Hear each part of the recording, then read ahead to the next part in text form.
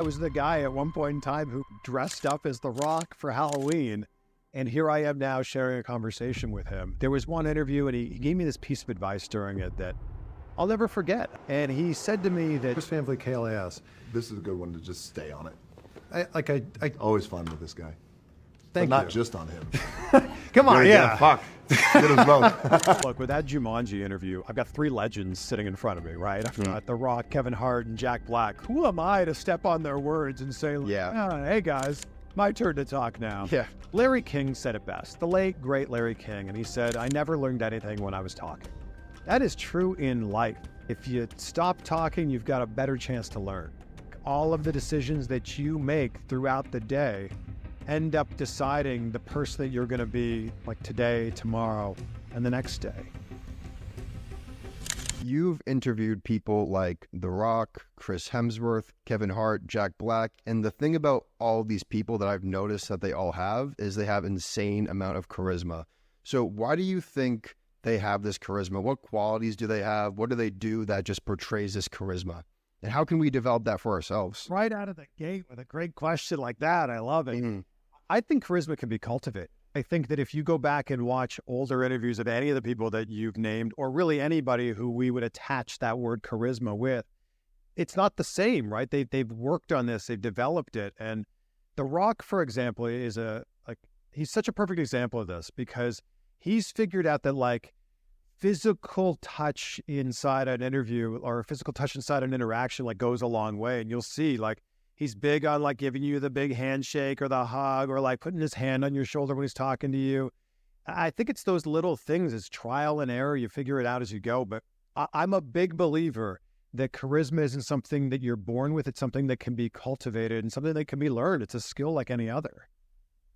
Yeah, so you mentioned how he builds that chemistry right away with physical touch and just kind of breaking the ice a little bit.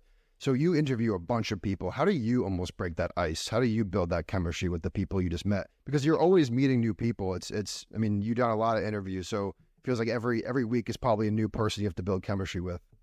I also feel like it's a bit of a competition because when you're doing these interviews with anybody, especially when they're promoting a movie or an album or a book, they're doing a lot of interviews. Like when we do a movie junket, they're doing 30, 40, 50 interviews in a day. So I feel like it's almost like a competition of there's been 12 interviews before you and there's going to be 38 of them after you. What can you do to set yourself apart? And I think the biggest thing that I've kept in mind is the interview begins the second you walk into that room, or the interview begins the second that the Zoom window, or in this case, the Riverside window pops up.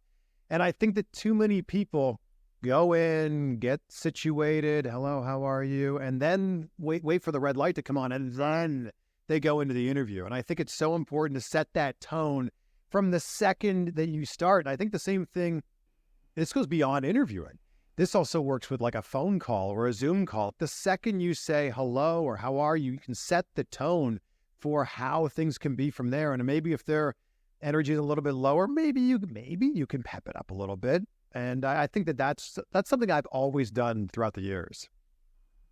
Let's say you go ahead and you meet someone for the first time. You can kind of tell, not that they're maybe not they're feeling off, but maybe their energy is low. What do you do? Do you almost match their energy? Do you try to bring them up? What's your approach when you can tell maybe someone's a little tired? What's your approach with that?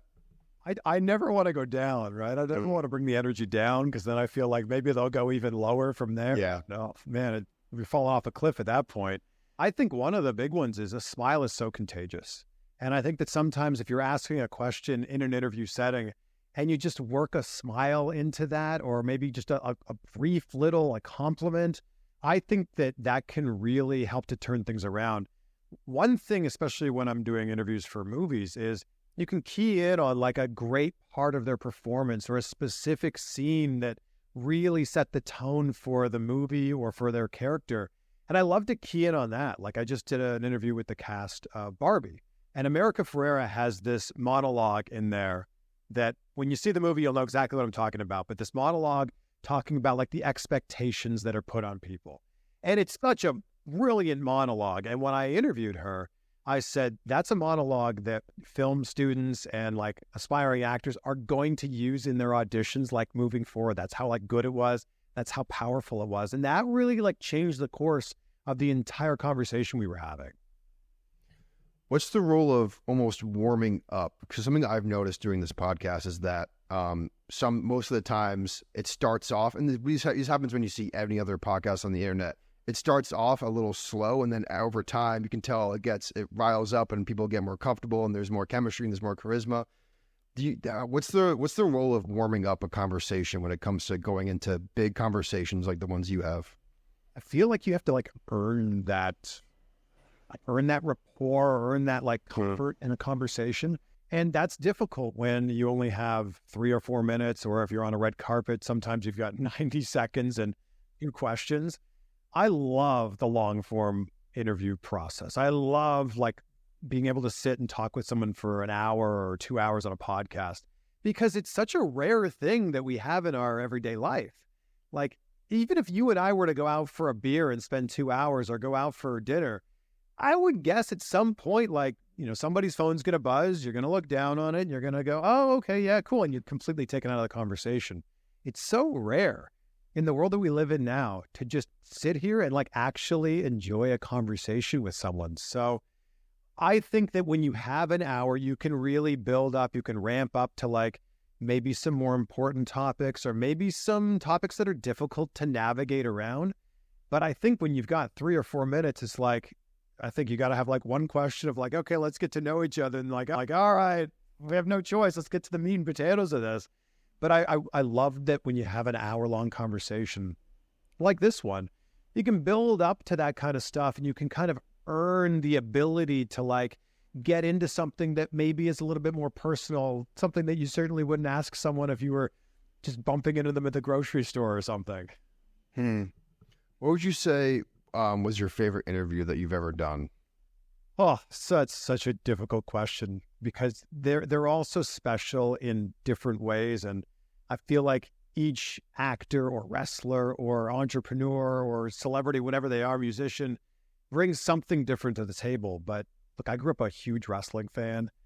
The Rock has always meant so much to me. Like, I was this kid in high school who would ask people questions just so I could shout, "It doesn't matter what you think," at them. So like, to be able to fast forward however many years later it was, to be able to interview The Rock for the first time, it was so cool, because it was kind of this full circle moment of like, yeah, I was the guy at one point in time who dressed up as The Rock for Halloween. And here I am now sharing a conversation with him. And he was everything you would want him to be. He was kind, and he's funny, and he's super engaging. And he sees people in the moment that they're in. Like he's very good at acknowledging people and seeing them. And I think that that's this very rare quality that you see with anybody who has any sort of status. He's really good at turning the moment around and making it a little bit about you. I love the suit you're wearing, or look at you, man, you've been working out. And you're like, oh my gosh, like, this is your moment to shine. Thank you for giving me like a little sliver of the spotlight that's on you. That's what makes him so special. And there was one interview, and he gave me this piece of advice during it that I'll never forget. I mean, you think about The Rock's story. His goal was to play in the NFL.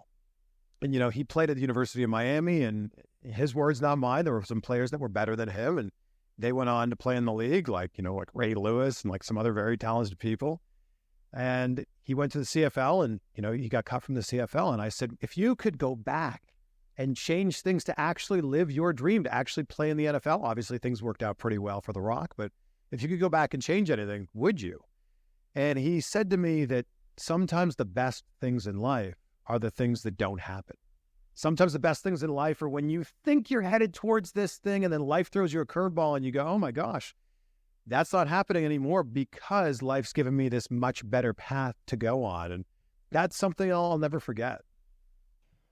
What's a moment in your life where you, that exact same scenario where something didn't happen ended up being the best thing that ever happened to you? I have a perfect one. So I graduated from college, and I was so fortunate through a series of very lucky events, but also grinding it out. I got an internship that turned into a job, and maybe we'll get into that later.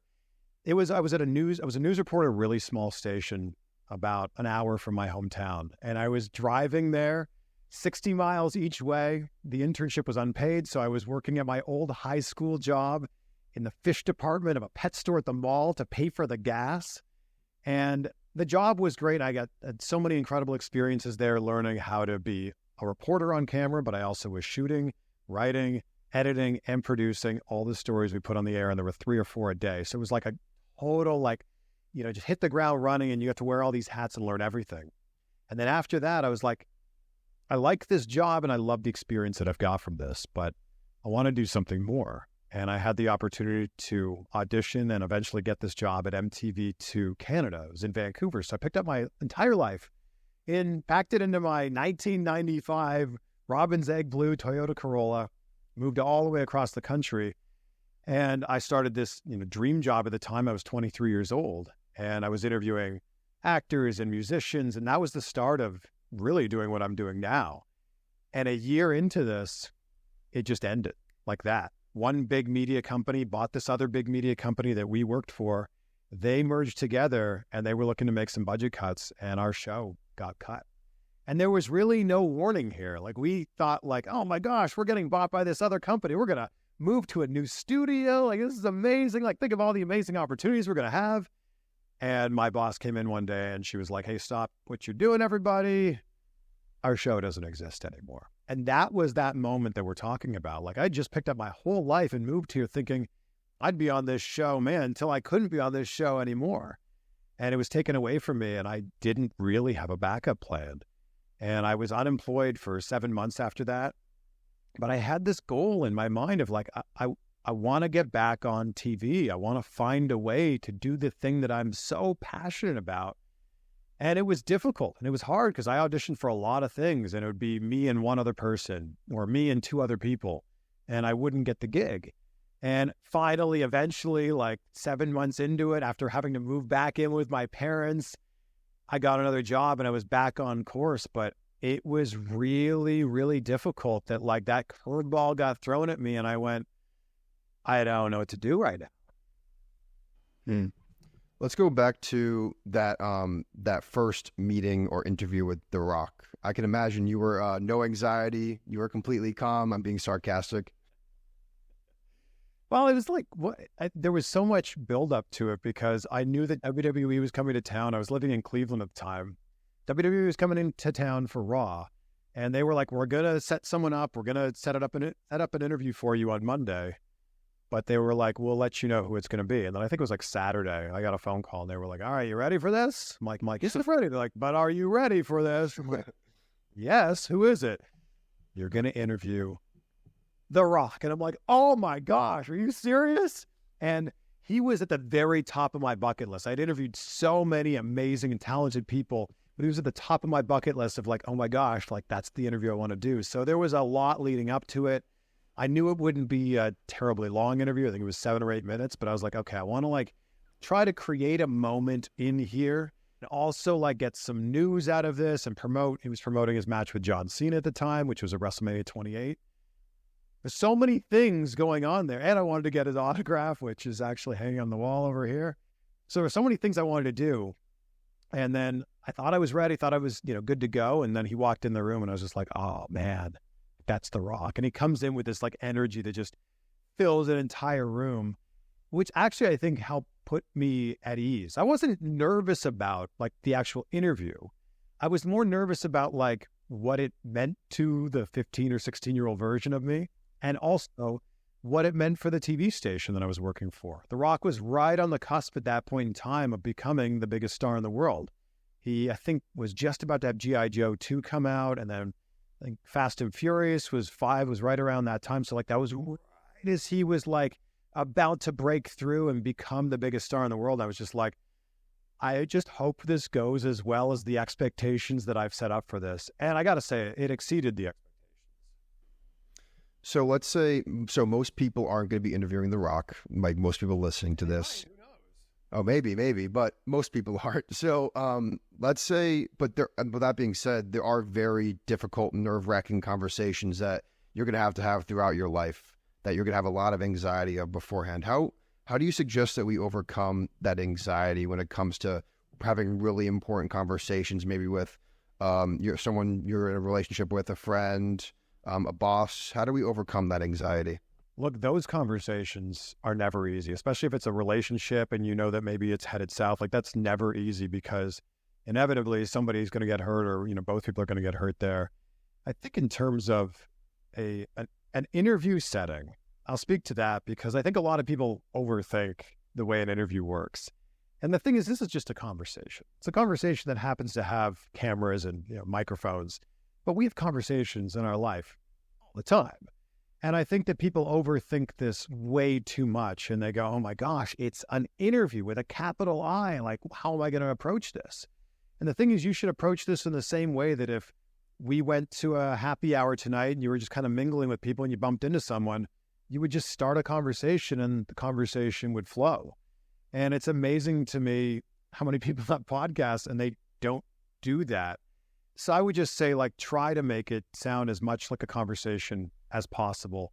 And also, when it does come to just any difficult conversation or asking difficult questions, a good piece of advice that I was given early on in my career was ask yourself that question. Like if you were on the other side of this and someone asked you that question, what's the response that you would give? So like when you are asking that difficult question, what's the response that you're now expecting? And if you can't figure out what they might say, you might have to rework that question a little bit, because if you can't figure that out, maybe the question's not phrased correctly. This reminds me of an interview that you did. It was for Jumanji with Jack Black, Kevin Hart, and The Rock. And you kind of just like asked one question. It was about the eyebrow thing. I'm not sure. I'm not too big into movies. Yeah, that. So I don't know what's going on there, but yeah.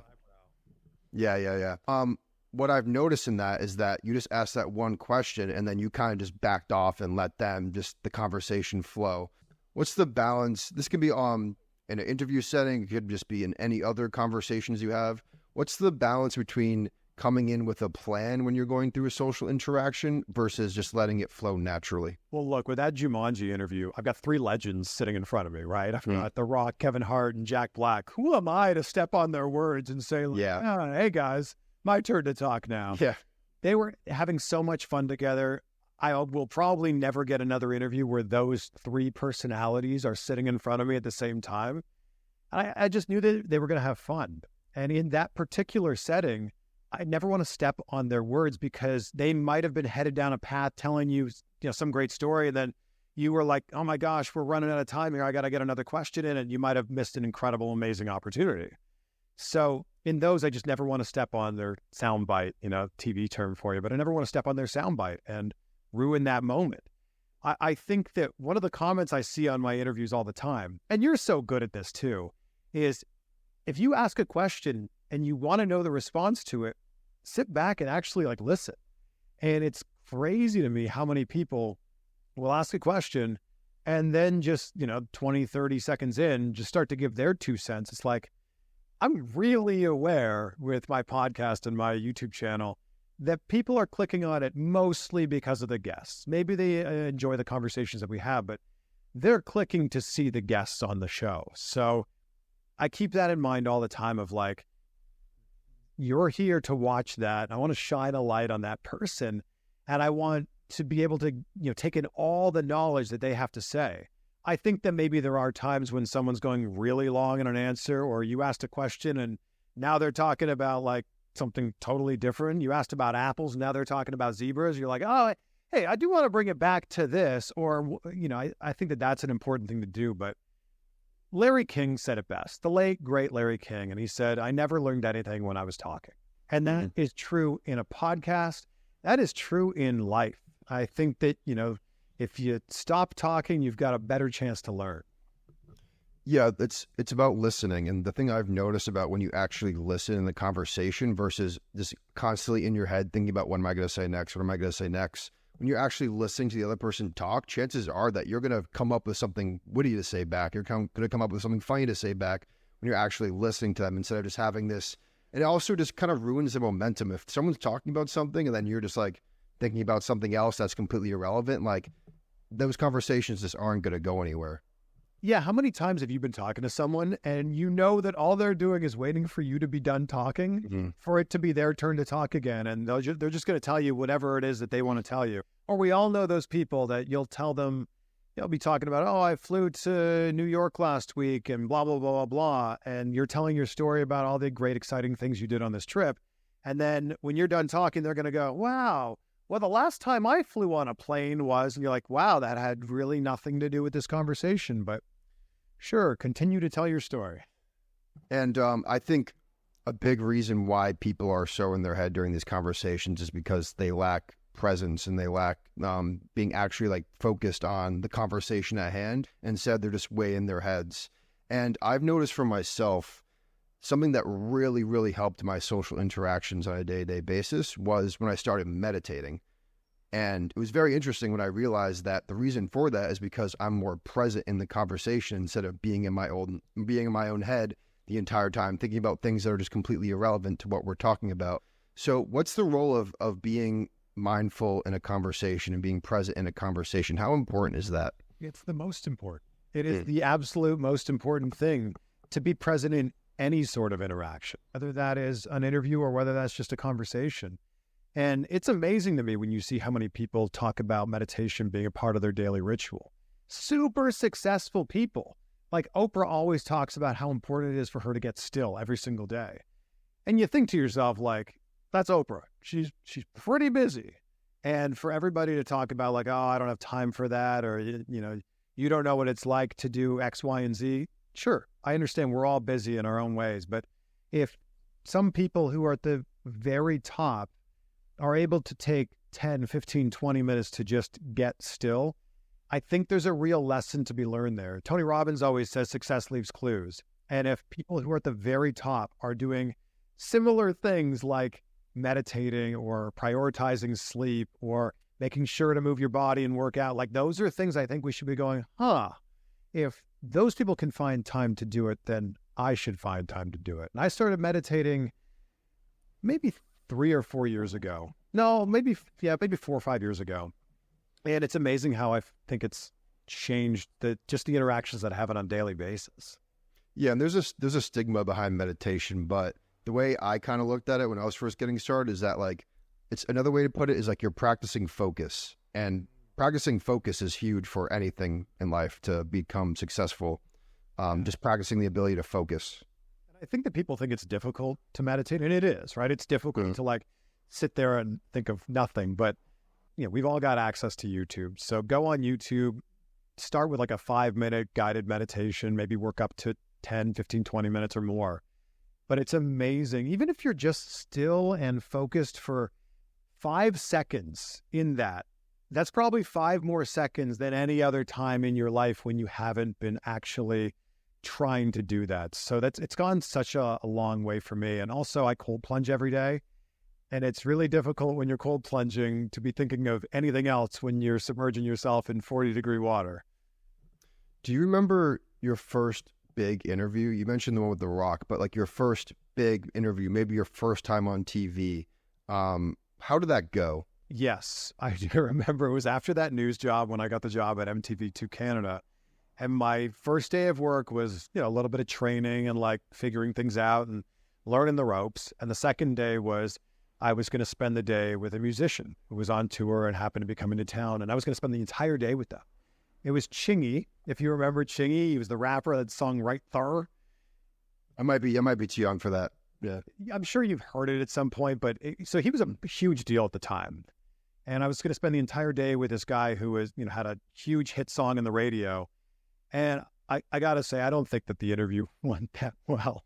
I think that at the time I thought it was pretty good. And then as time passed, you know, 6 months later, a year later, now however many years later, not great. And I think it was just a chance to learn and get better. But I do remember that when I did that interview, I totally felt prepared and felt like I should be there in that moment at that time experiencing that. And I think that confidence of like knowing, hey, I worked my way to be here and like, this is my moment now. I think that actually really helped. But if you're not looking back at your old stuff from 6 months ago or a year ago and cringing a little bit, then you're not heading in the right direction. So I would say that if you're not constantly improving, if you're just staying stagnant, then you're actually going the other way. So you should be going back and looking at older episodes if you're a podcaster, older videos if you're a YouTuber, older content in general. I mean, if you're a writer, look at some of your old stuff that you've written. Look back on it. Number one, to see where you were at that time. But number two, to actually see how far you've come and to be able to celebrate how far you've come from. Yeah, I've also noticed too, it's helpful to look at people you admire, how they first started, and then you realize, wait a second, like they started in the same exact position as I did. And I find that really inspiring when you look back at people you admire and see how they started and realize that we all start from the same place. It's just the only difference between you and them is they just done more than you, and they worked harder than you. Yeah, I'm fascinated by that idea of reverse engineering things because it's so easy to look at the greats, whether that's in sports or that's in music or that's in media, wherever it is. It's so easy to look at it and go, oh, yeah, man, it must be nice to be Tom Brady or LeBron or Leonardo DiCaprio or whoever it happens to be. But then when you strip it away and you reverse engineer, maybe they're at step 87 in the process and you're at step 2. When you reverse engineer it all the way back, sure, they probably had some innate talent, but that talent got cultivated. And they worked really, really, really hard. And I think that those are often the stories that we don't hear. And those should be shouted from the rooftops. Like I've heard great stories of like, you know, we've all heard the stories of Kobe Bryant first to, you know, show up to practice and last to leave. Or, you know, those are the things that make people like Kobe Bryant great because they're willing to put in the work rather than just going, oh, practice starts at 10. Great. I'll show up at 10. Practice ends at 12. Perfect. I'm out of here. Let's get on with my day. Like if that's truly what you want to do and that you're really focused on that, you'll be willing to put in however much time it takes. And I think there's a lot of people that start to put in the work, and this, you know, really can relate to anything. And then when it starts to get hard, they go, sorry, not for me. And that's what separates good from great. What would you say is the most defining moment of your career? Maybe when you saw the switch kind of flip. And you're like, oh, wait a second, like this could be like a big thing. I think there's been a few for me. I mean, the one that immediately pops into my mind was I just graduated from college. I had a plan, I had a goal. I was passionate, but I didn't have anything else. I didn't have any like contacts. I didn't have any leads. I didn't have anyone who could say, oh, my uncle works at this TV station. Here's an internship. I didn't have any of that. And I woke up in my senior year one day of college, and I knew that I wanted to do this for a living. And I also knew it was a long shot to be on TV or the radio or just to create content for a living, which is, you know, what this kind of turned into later on. But I just realized that was what I wanted to do. And it hit me like a ton of bricks. Like school was really fun. I loved being at college and living with some of my best friends. But when we graduated at the end of that year, that was it. Like you had to go work for the rest of your life, which is really hard to wrap your head around when you're in college. And I decided in that exact moment that I didn't want to go to a job that I hated. I didn't want to be one of those people who couldn't enjoy Sunday because Monday morning was right around the corner and you had to go to work at this job that you hated. And I didn't want to be that. So I reached out to every radio station, every TV station in my college town and just said, hey, I'm really passionate about this. Can I come in and volunteer and just see how it's done in the real world? And that was the first real moment when I got a lot of no's and I got a lot of no responses. But this one TV station said, come on in. We take volunteers all the time. Like, come in and just any day that you're available, we'd love to have you. That was a big moment. Then, you know, after I graduated and that internship turning into a job that I was talking about, that was another big one. But I think really leveling up was I was born in Canada and there's not a ton of media opportunities in Canada, especially to be like an entertainment reporter or a TV host. There's like a dozen jobs, and those dozen jobs have been filled for years, and you really need one of those people to kind of move on to something else before an opening comes, you know, available for you. So the ability for me to get a job in the United States and to get a visa to work here, that was a huge level up for me. And it was like, oh my gosh, like there's so many more opportunities for what I want to do here in TV in the States. And that was like something I'm super grateful for. How do you think that we find that thing that we do that makes us not dread going to work in the morning? So in other words, how do we find what we're passionate about? Because that's a big thing with a lot of people that are just graduating college is a lot of times they actually do the job they thought they wanted and then realize, wait a second, like this might not be for me. How do you find what you should do with your life? I don't think it's that easy. Like, I really don't think it's as easy as like, well, just do something you're passionate about, because I know a lot of people don't know what they're passionate about. So I think it's, number one, find what you're passionate about, or find the thing that lights you up. Find that thing that when you do it, you just feel really great and you're excited to do it. And then when it's done, at the end of the day, you look back and go, man, it was so cool that I got to do that thing. So I think that that's step one. Step two, don't think that you need to figure this out today or tomorrow or even next week. Like, just because you're graduating from college and some of your friends already have jobs doesn't mean that you're behind if you don't have one right now. There's a lot of people that aren't going to find a job for a year or two or three. And then there's a lot of people that might not even find a job they enjoy doing ever. But I would say that with the amount of time that you're going to spend in the workplace, which ends up being more time than you're going to spend with your significant other, more time you're going to spend with your family, more time than you're going to spend sleeping. Like, a lot of effort needs to be put into doing something that like doesn't make your blood boil. Like, at the very least, you shouldn't be going into a job that like makes you just want to quit every single day. And I think that that's such an important thing. I know that you need a job to pay the bills, and maybe the job that you don't enjoy going to right now is getting you by, but there's no reason that when that job ends, you can't be looking for another job that's going to at least replace that job. I've had jobs myself where I moved from one to another and I got paid a lot less, but I knew that the opportunity was better. So I was taking like a short-term pay cut for the long-term advancement of my career. And I think there's a lot of people that would just look at the number they get on their paycheck every 2 weeks and go, well, I can't leave that.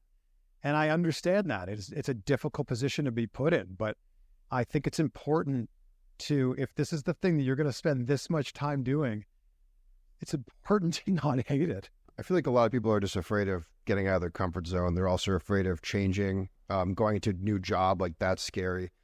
Is there a time in your life that you like made like a big like switch that was like really terrifying to make? Oh yeah, sure. I moved to a new country for a job. Mm-hmm. Like, I didn't have a single friend or family member when I moved to the States.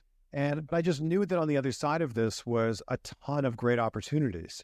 I was working in Toronto at the time. I was hosting a show called Inside Jam, was interviewing some of the biggest stars on the planet. And I was doing a lot of auditions for shows in LA or shows in New York. I auditioned in Times Square when MTV used to have TRL, like the show that Carson Daly hosted. I had all these great opportunities that didn't come to fruition, that my agent said, how would you like being an entertainment reporter for the CBS station in Cleveland? That'd be a great way for you to like kind of break into the American market. And then who knows what could happen after that? And I was like, well, that's not, what I was thinking would happen. I thought for sure I was going to get one of these jobs in New York or LA. But I was like, yes, let's do this and let's see where it goes. And then there was all of the unknown that came after that of like, what is this job going to be like? I don't know. We'll figure it out as we go. Like, what's living in another country going to be like? I don't know. I've been to Cleveland twice for like 3 days. What's living there going to be like?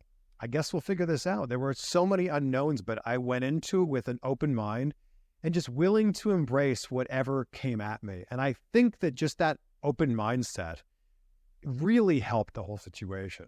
What would you say is the most, we talked about career. What do you think is the most defining moment in your personal life? You just had a daughter, correct? That's definitely, I imagine that's up there a little bit. Yeah. She's Yeah. a month old right now. So Wow. What have you learned in this past month about that? I've learned that humans are capable of getting by on a lot less sleep than I thought. I mean, that's Really?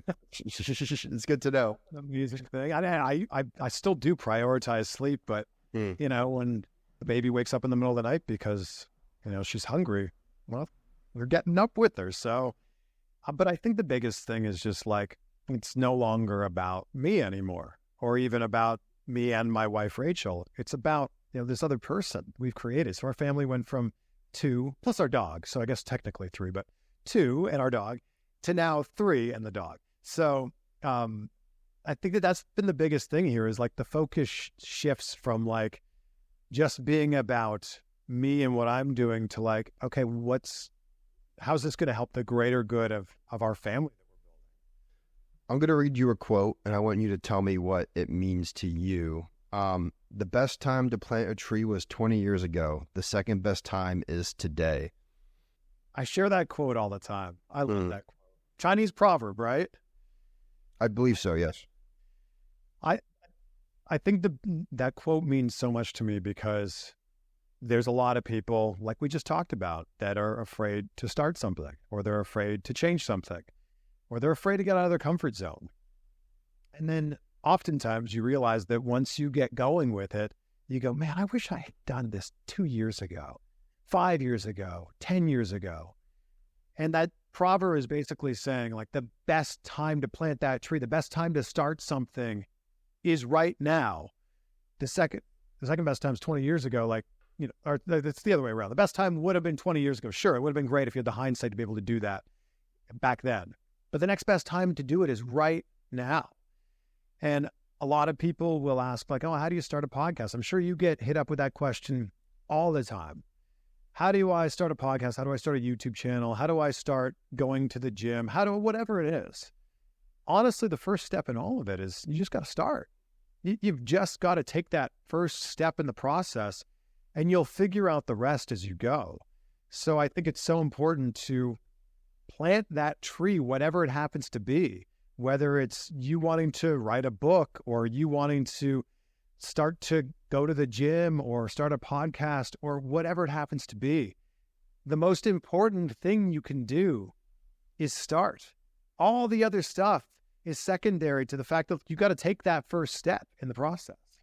Yeah, I can relate to that when I first started this podcast. So we got our start just posting short form content on TikTok, Instagram. And this podcast was always something that I wanted to start. And I kind of had a moment to myself, like around almost a year ago, I think was around maybe a little over a year ago, where I was like, I need to start this now. And the reason why I need to start this now is because making those mistakes and learning now will be an advantage. And I also wanted to do it while maybe all the eyeballs weren't on me, because that's the perfect time to make those mistakes, not when there's a bunch of people watching. And so now where I'm at now, I'm super happy I started a year ago because I've noticed the change, I noticed the difference. But a lot of the times people don't even get started in the first place because of something that really dictates our entire life, and for the most part, in my opinion, which is fear. How do we get a push through that fear of getting started? Because I feel like a lot of people maybe they're scared of what other people are going to think. Maybe they're scared of failure. How do we overcome that fear of just getting started and just going for it? Well, kind of jumping off what you were just saying there, Brian, like it's so important to get started and realize that you're going to make mistakes in the beginning. Mm-hmm. We'll talk about podcasting because it's kind of like the theme we've been talking about. And we're on a podcast right now. Yeah. Your first few episodes are going to suck. And then your next few episodes are going to suck just a little bit less, but they're still also going to suck. And it's just a matter of like, as you continue going, like your episodes sucking a little bit less. And not that many people are going to be listening. And that's also going to be heartbreaking because you're going to put so much time and so much effort into booking the guest, researching the interview, doing the interview, producing the interview, editing the interview, uploading the interview, putting the interview out there, putting all that together, right? And there's going to be like 74 people that are going to listen to your first episode, or if you're lucky, maybe there's 17 that listen to your first episode. It's going to be heartbreaking because you put so much time and effort into this. That's okay, because your first episode's not going to be very good.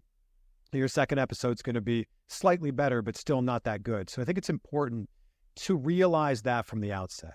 If you truly do have a fear about whatever it is that you're starting, I think an important thing to do would be to actually write down what's the thing you're scared of. Are you scared of what other people are going to say? Because guess what? Most other people don't actually care about what you're doing. They're busy with their own lives and their own issues and their own problems. If it's, oh man, I'm not going to be very good at it, guess what? Go watch Tom Brady's combine and tell me like, that guy was awful at his combine. I don't even know how he got drafted, right? And I think that it's those things, like when you can see someone in their very first steps and put yourself in their shoes and go, oh man, they weren't great when they started this endeavor, whatever it is. It's okay for me to not be great when I'm starting the thing that I want to start. Yeah, I mean, I'll say it again. Like, when you're first getting started, like, you don't necessarily want all those eyes on you right away, because once again, you're just going to make mistakes, and then all those people are going to see your mistakes. Like, that's not how you make fans. That's not how you make a good impression.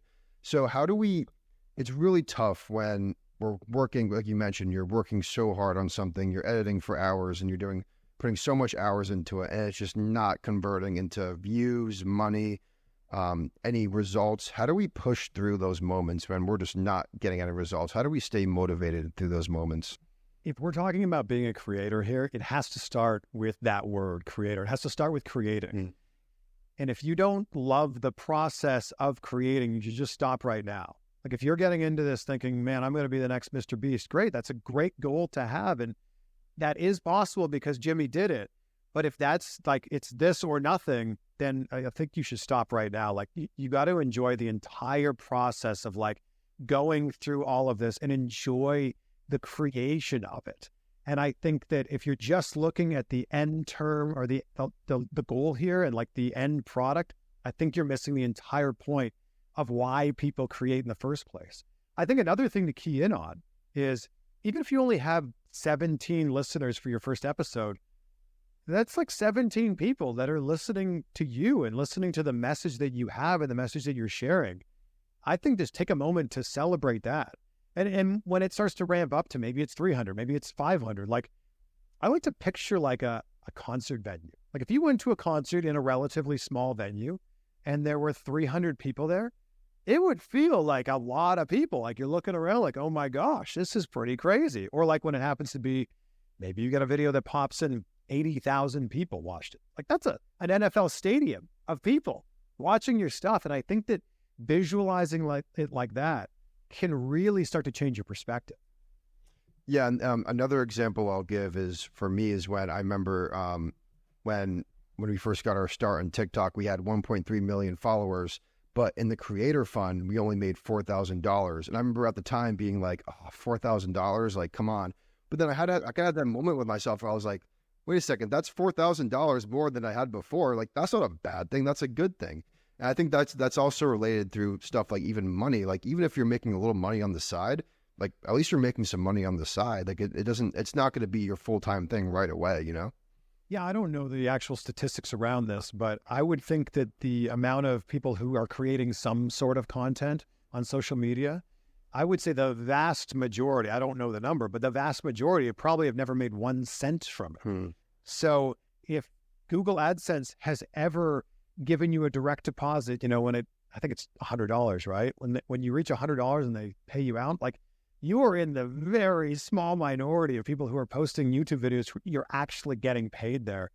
I think you got to celebrate that. And if your goal is to be a full-time creator and you're not quite there yet, celebrate the fact that, like, you're getting a little bit of money and you're on your way there. Maybe you take that $100 and you put it towards some new gear, or you take that $100 and you put it towards, I don't know, a plane ticket to fly to interview somebody you've always wanted to interview, or to fly to a conference where you can mingle with people and network with them. Like, I think that that's such an important thing to focus on. Yeah, I also think it's important to note that if you're willing to quit something because you're not making enough money, you shouldn't be even doing that thing in the first place. Yeah, I think it's about the process.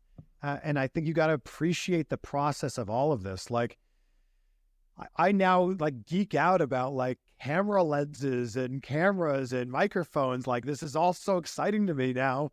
And that's just one tiny little part of the process. But I think all of it is just so exciting to be part of. So you're a master, I'll say, at asking other people questions. That's your bread and butter. What I want to know is, what's the most important question we can ask ourselves?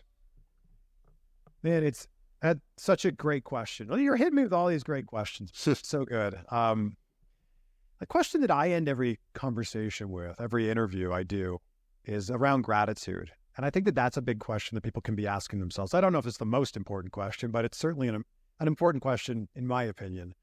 And I ask all my guests from, whether they're an actor, an athlete, an entrepreneur, whatever, what are 3 things that you're grateful in your life right now? What are 3 things you're grateful for right now? And I think that the framing of that question allows people who are listening to go, oh my gosh, if that person who is so successful that I look up to is grateful for things that I have in my own life, like health or family or a roof over my head, I can be grateful for that too. And I think it's important to start to frame those things in your life. It's so easy to look at the things in our life that we don't have. It's so easy to look at other people and go, man, I wish I had this, that, and the next thing. Well, how about focusing on the things that you do have? Because when you start to focus on the things that you have in your life, you start to multiply those things by going, oh man, I'm really grateful for this thing. I'm going to start to focus more on that because the good and the bad are both always available. You can put your focus on the bad or on the good. It's just up to you where you want to put that focus. I also think something that I believe in is that it's also important to have gratitude for what you have the potential to have. The reality is that if you're on this earth, things can change. And even if you're not happy with your scenario, that's something to be grateful for, is that things can turn around. So that's something that I try to keep in mind as well, is being grateful for what you have the potential to have in the future. Yeah, one of the things I always say that I'm grateful for every day is just opportunity. Like, look at us. We're on completely other sides of the country right now, having a conversation like we're sitting next to each other. Like, that is science fiction stuff if you were telling something that 10, 15 years ago. That's crazy, right? Like, we're looking at each other like we're in a sci-fi movie. So I'm so grateful for the opportunities that exist. And they are quite literally endless opportunities. It's just a matter of like, how hard do you want to work to make those happen? Talk about the advice that Tyler Perry gave you. And I know that was really profound for you. Yeah, he's been so incredibly kind. And I'm really grateful for the interactions that I've had with him and the friendship that I have with him. But I met with him right before I moved to LA. And I was living in the Cincinnati area at the time. And I was like, I'm going to move somewhere. And I had dinner with him in Atlanta. And I'm like, I'm either going to move here because I know there's a lot of stuff happening in Atlanta with film, or I'm going to move to LA. What do you think? And he's like, I think you should move to LA. And I'm like, okay, great. That's it. I'm moving to LA. And as we got to talking, I said something about like, he just had a new movie that came out. And I jokingly was like, oh, you had a news report in your movie. Like, why didn't you think to like cast me? And he's like, come on, dream bigger, man. I'm like, what do you mean? He goes, dream bigger. You want to be a news reporter in my movie? Like, that's it? Why don't you want to be one of the actors, one of the stars in the movie? I'm like, oh, wow. And it was those 2 words that just hit me so hard. And I think it's really profound. Dream bigger. And that's why people like Tyler Perry or whoever it is that's successful in whatever field that they're in, that's why they're so good, is because they continue to dream bigger. Like, can't tell Tyler Perry, like, man, you can't start your own movie studio. You can't build out your own movie studio. Well, look at him now. What would you say? People always give me a funny response when I ask this question. What do you say is the biggest regrets of your 20s if you had to look back? Look, your 20s are so interesting, right? Your 20s are really good at like going out and figuring out like what you're not into, what you're not interested in. I think your 30s are for more of like honing in on, these are the things that I am interested in. I've learned from the mistakes of my 20s, and I'm going to try to not make as many mistakes in my 30s. But I think that for me in my 20s, it's just, I think I had a lot of opportunities that I could have capitalized on more. And for whatever reason, I didn't. But I'm not one of those people that lives in regret. Like, I know that I'm here right now talking to you because of every single decision that's happened before me. And I truly believe that decisions determine your destiny. Like, all of the decisions that you make throughout the day end up deciding the person that you're going to be, like today, tomorrow, and the next day. So I don't like go back and go, oh man, I wish I had done this thing or that thing. It's just like, I'm grateful for all of those things that happened that led me to here. And hopefully I can make some good decisions today, tomorrow, next week, next year that will continue to lead on to a life that I'm happy to be living. So my last question is kind of similar to that, and it's what would you tell your younger self? Let's say you had a minute with younger Chris Van Vliet. What would you tell him? That's a tough one, Brian. I think it's just you've got time.